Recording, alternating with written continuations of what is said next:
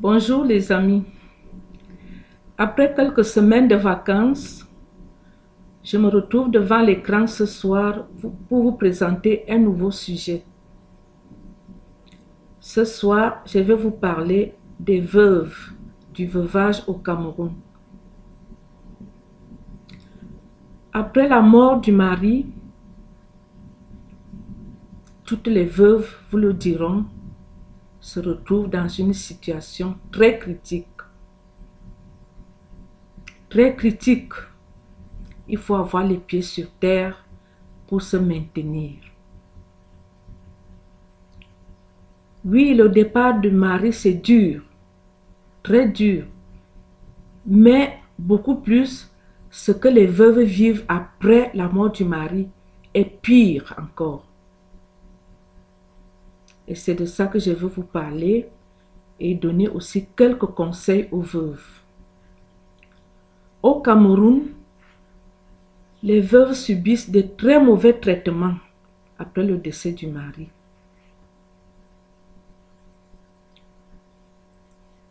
Elles sont soumises à des traitements qu'elles ignoraient même d'abord. Il y a cette histoire de test de la culpabilité. C'est-à-dire tu dois prouver publiquement que tu as tué, oui ou non, ton mari. Si tu réussis à échapper à ce rite, tant mieux pour toi. Mais si tu rates le test, on peut te tuer sur place. On peut te lapider. Ça dépend des régions. Dans certaines régions, on te donne 9 jours. Et c'est la mort qui s'ensuit pour la veuve. Subvenir aux besoins des enfants après la mort du mari, c'est très difficile. Que ce soit pour une femme qui travaille, pire encore pour celle qui n'a pas de salaire. Pour celle qui travaille, elle va se débrouiller avec les petits moyens qu'elle a. Mais il faudra en ajouter parce que ça ne va jamais suffire. Au Cameroun, les femmes accouchent beaucoup. À part les femmes stériles, quand une femme est en mariage, elle a un minimum de 5 enfants. Il y en a qui ont 6, 7, voire même 10. Alors, si elle a un petit salaire, il faudra faire autre chose pour allonger les fins du mois. Parce que sans vous mentir, une veuve ne compte sur personne à part le Dieu qui l'a créé. Ne regardez pas la comédie que les gens viennent jouer le jour du deuil, avant l'enterrement. Tout est comédie. Beaucoup sont contents. Beaucoup manifestent une fausse tristesse alors qu'ils sont très contents de ce qui vous est arrivé. Ne tenez pas compte de ça. Pensez aux enfants que vous avez à élever. Pensez à l'avenir de ces enfants et à votre propre avenir. Dans certaines régions, on tape sur les veuves. Dans certaines, on les amène en forêt, on les attache sur des arbres qui ont des fourmis. Dans d'autres régions, on vous amène à l'eau pour vous détruire, vous et vos enfants.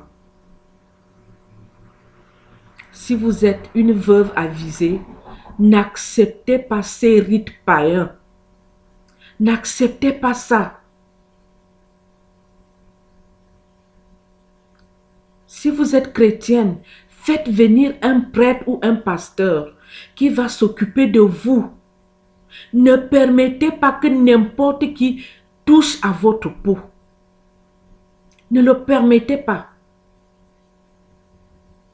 C'est pendant qu'on vous amène à la rivière pour vous laver qu'on vous détruit. C'est pendant qu'on vous demande de faire ceci, cela, qu'on vous détruit.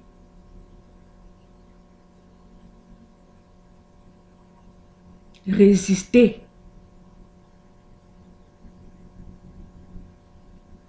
Quand une femme reste veuve, on ne s'y attend pas. On ne s'y attend pas. Parfois, ça arrive brusquement, surtout les décès par accident. Si le mari est malade, on peut quand même commencer à dire peut-être il va mourir, peut-être il va mourir. Mais si c'est un accident, ça vous tombe sur la tête et vous vous retrouvez seul au monde face à des situations diverses.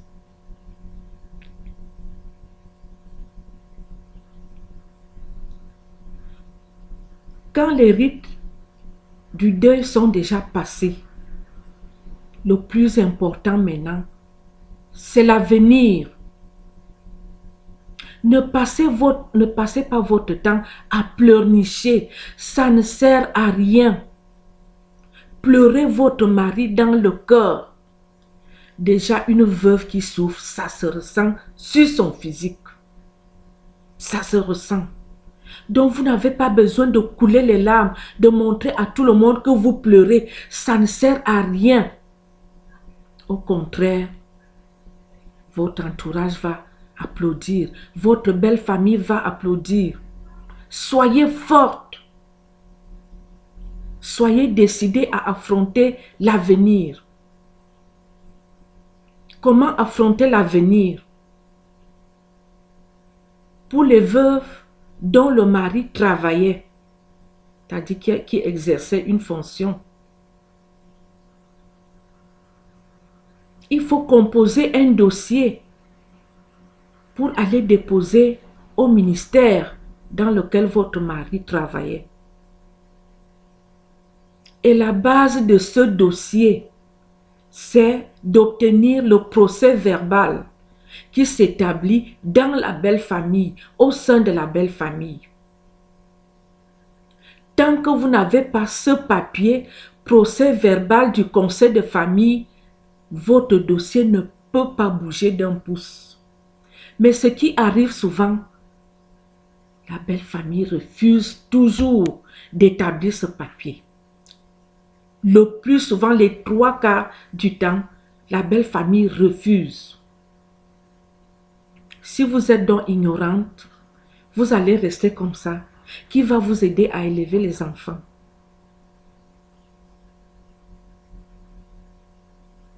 Il y a le ministère de la promotion de la femme et de la famille. Il y a le ministère des Affaires sociales. Allez rencontrer ces gens compétents. Ils vous diront ce qu'il faut faire. Allez à la justice. Dites-leur que je voudrais déposer le dossier pour avoir la pension de réversion, mais ma belle famille refuse de me signer le PV de conseil de famille. Ils vont vous aider parce qu'ils connaissent ces problèmes. Quand vous êtes avisé, prenez des amis. Ils peuvent aller témoigner au tribunal. L'État camerounais connaît ce problème.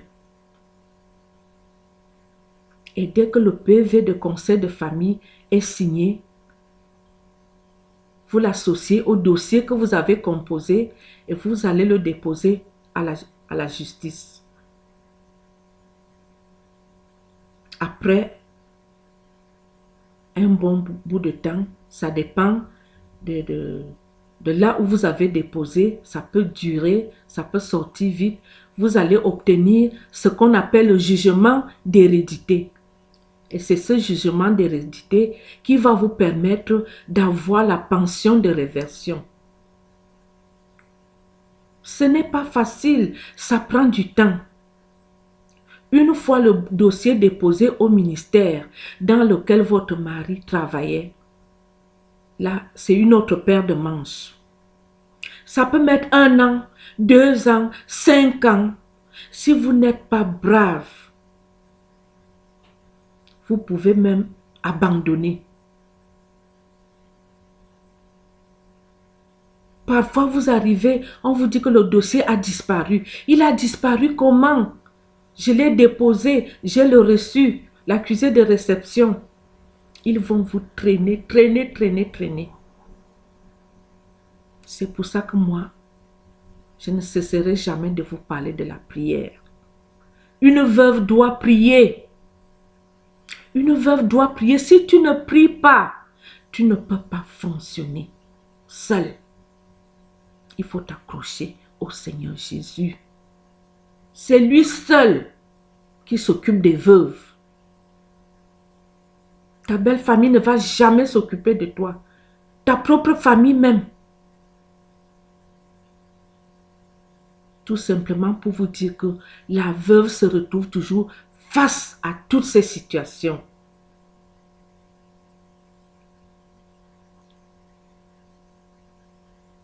Une fois le jugement d'hérédité obtenu, déposez-le au ministère et une fois la pension de réversion perçue, soyez une veuve sage.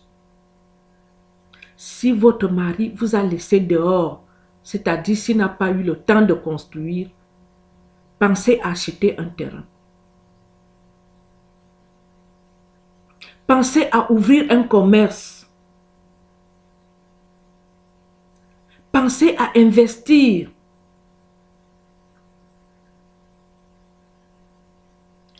L'argent de la pension, de réversion ne se dilapide pas parce que vos enfants, vous aurez des comptes à leur rendre, qu'ils soient petits ou grands. Protégez les petits biens que le mari a laissés. Si c'est une case qu'il a laissée, ne permettez pas qu'on vous arrache cette case. Si c'est un terrain qu'il a laissé, ne permettez pas qu'on vous arrache. Ne vendez pas ce terrain. C'est l'héritage de vos enfants. Protégez les petits biens laissés par votre feu mari. Car vous risquez de vous retrouver un jour au tribunal avec vos propres enfants. Ils vous demanderont ce que vous avez fait de ce que leur père a laissé. Soyez des veuves sages. Les hommes qui vont commencer à venir tourner autour de vous, ce n'est pas parce que vous êtes très belle. C'est parce qu'ils veulent prendre les petits biens que votre mari a laissés.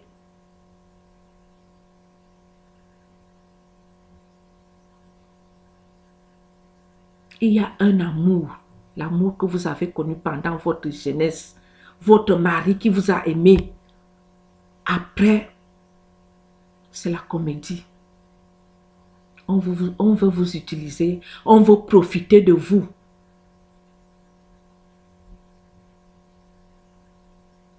Je ne dis pas qu'une veuve ne doit pas refaire sa vie. Elle peut bien refaire sa vie si elle le veut. Mais elle doit être sage. Elle doit d'abord penser à l'avenir de ses enfants. Il y a des veuves qui prennent des hommes et qui les mettent dans leur maison. C'est par là que la guerre commence souvent. Parce que cet homme ne va pas aimer ses enfants qu'il a trouvés. Il va tout faire pour que tu les mettes dehors, pour rester seul avec toi. Soyez sages. Occupez-vous de votre progéniture. Pensez à leur avenir. Ne comptez sur personne.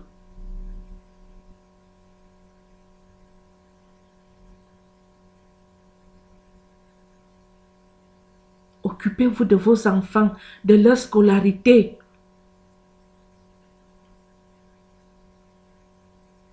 Chères veuves, le veuvage au Cameroun n'est pas facile.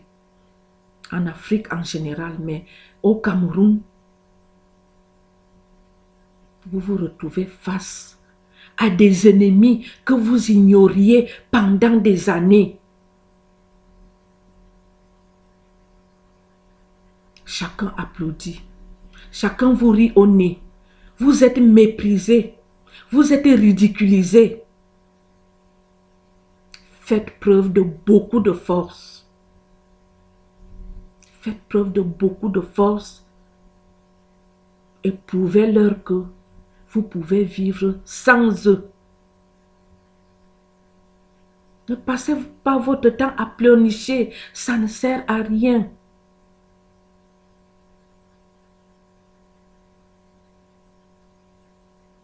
Une fois que le mari est mort, il est mort. Il est mort.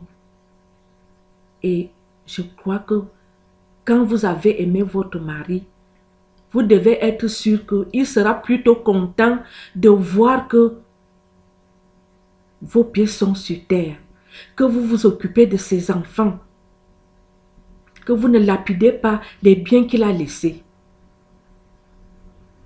Faites honneur à sa mémoire. Merci mes chers veuves et à très bientôt.